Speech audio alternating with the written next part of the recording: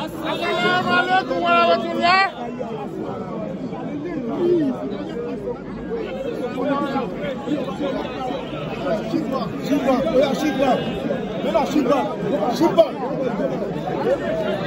Oya, go back. Go back, go back. Oya, go back.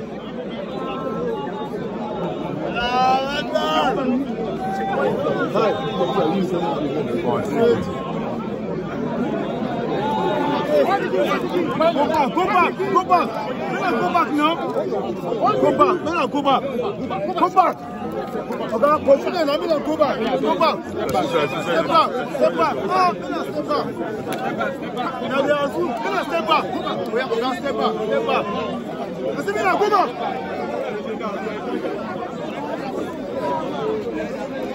If you come back again, I'll change that for you. Step back. Now don't everybody don't stay like that. Don't go anywhere. Don't stay where you are. Stay where you are. Stay where you are.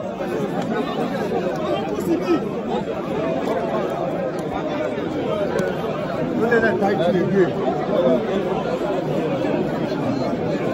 Also, voice is what's right. No, for now.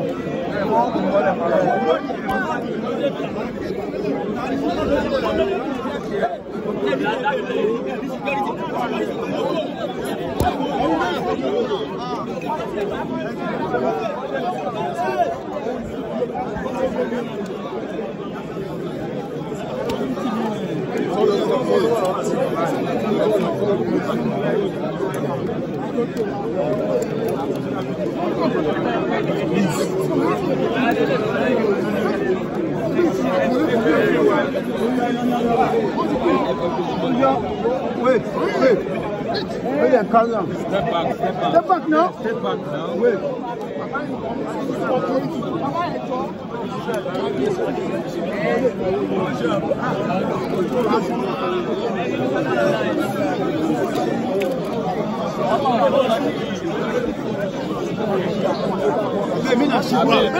Back now.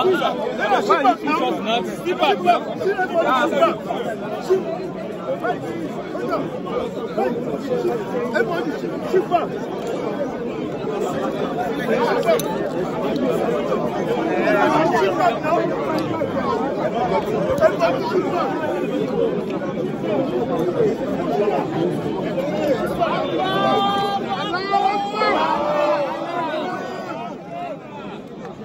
Stop pushing. Stay in one place now.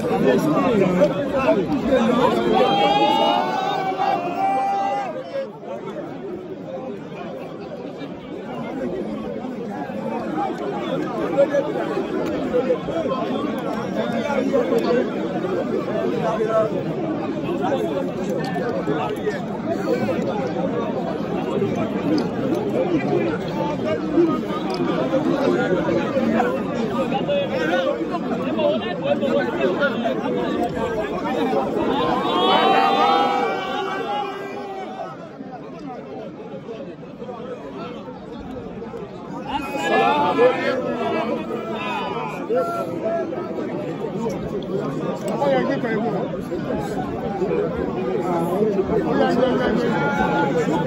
Ça.